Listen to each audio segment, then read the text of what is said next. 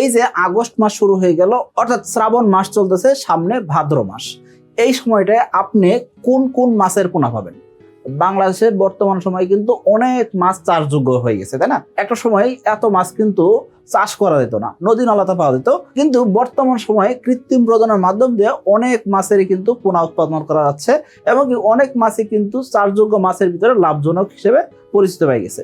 So আপনি এই সময়টা মাছ চাষ করবেন, এখন কোন কোন মাছের পোনা পাবেন এবং কি কোন মাছের চাপের পোনা পাবেন সে সম্পর্কে আমরা জানার চেষ্টা করবো। তো চলুন শুরু করা যাক। এখনো যারা চ্যানেলটিকে সাবস্ক্রাইব করেনি সাবস্ক্রাইব করে দিবেন, বেল বাটন প্রেস করে দিবেন যাতে নতুন নতুন যত ভিডিও আসে সবগুলো দেখতে পারেন। এই যে দেখুন আগস্ট মাস, এই সময়টা আসলে মূলত শ্রাবণ মাস, তাই না? এই সময়টা কি হয়, এই সময়টা বৃষ্টি বাদল থাকে এবং কি এই সময়টা যে কোনো মাছ ডিম ছাড়ে এবং কি বাচ্চা দেয়। সো আপনি এই সময়টা যে কোনো মাছের রেনু বা পোনা পাবেন। আমাদের কোম্পানি থেকে কিন্তু এখনো এসে তেলাপিয়ার পোনা ডেলিভারি চলতেছে।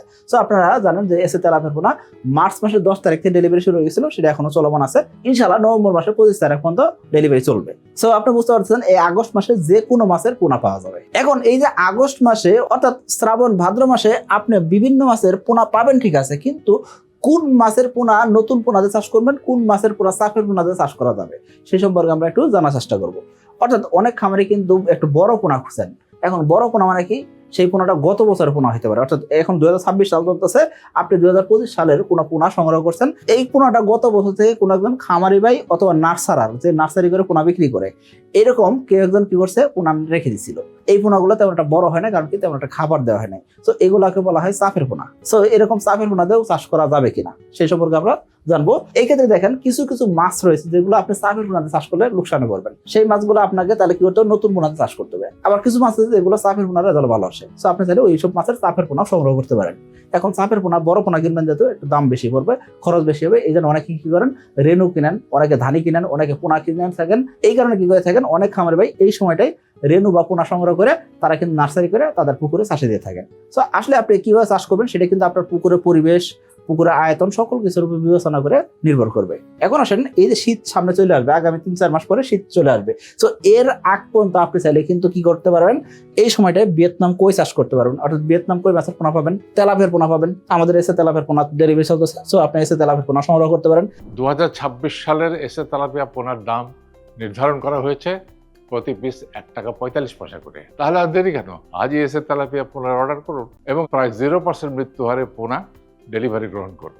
কারো জাতীয় মাছের নতুন পোনা পাবেন, পাঙ্গাস মাছের নতুন পোনা পাবেন, দেশি শিং মাছের নতুন পোনা পাবেন, দেশি মাগুর মাছের নতুন পোনা পাবেন। এগুলো কিন্তু আপনি নতুন পোনা পাবেন এবং এগুলো এখনো চাষে দেওয়া যাবে, আপনি অনায়াসে চাষ করতে পারেন। এখন আপনি বলবেন আমি তো এইসব মাছ চাষ করবো না, আমি চাইতেছি পাবদা, ট্যাংরা, গুলশা, চিংড়ি এইসব মাছ চাষ করতে। এই ক্ষেত্রে আমি বলবো আপনাকে, দেখেন পাবদা মাছ দীর্ঘমেয়াদী চাষ করতে হয়, ট্যাংরা, গুলশা এগুলো দীর্ঘমেয়াদী চাষ করতে হয়।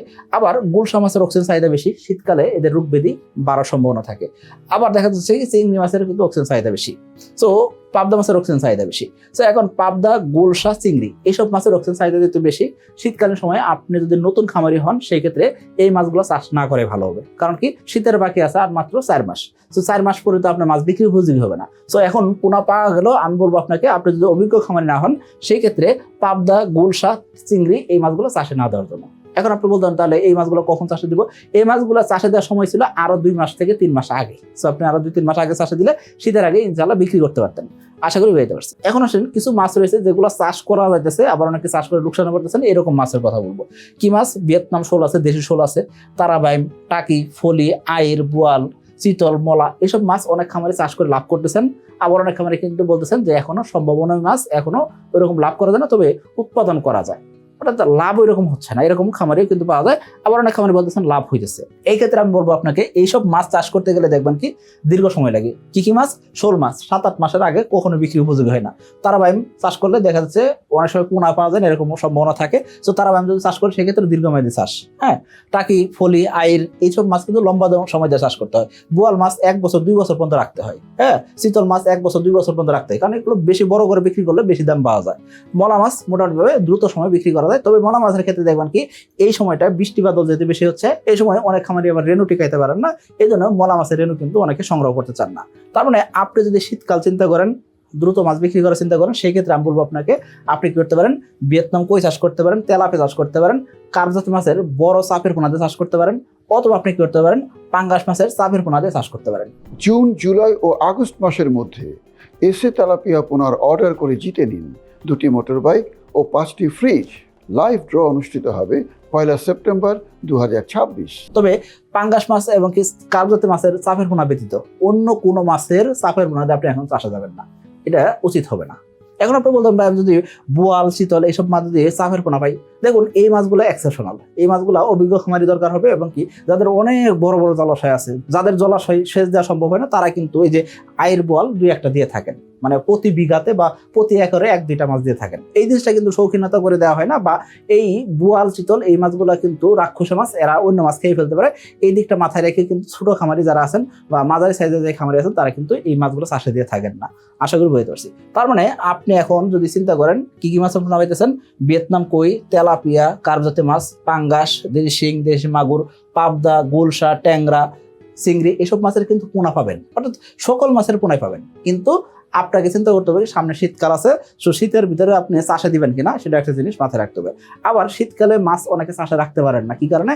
কারণ কি শীত নিয়ে তো ভয় আছেই, পাশাপাশি কি শীতকালীন সময় পুকুর পানি কমে যায়। এখন পুকুর পানি যখন কমে যাইতেছে, পুকুর পানি শুকায় যেতেছে, এই সময় তো মাছের অক্সিজেন স্বল্পতা হওয়ার আরো বড় চান্স থাকে, বা যদি একদম পানি না থাকে সেই ক্ষেত্রে মাছ চাষ করবেন কেমনে। সো এইসব জিনিস মাথায় রেখে আপনাকে পোনা সংগ্রহ করতে হবে। এখন আপনি বলতে সাকিব ভাই আপনাদের কোম্পানিতে এখন কি কি মাছের পোনা পাওয়া যাবে?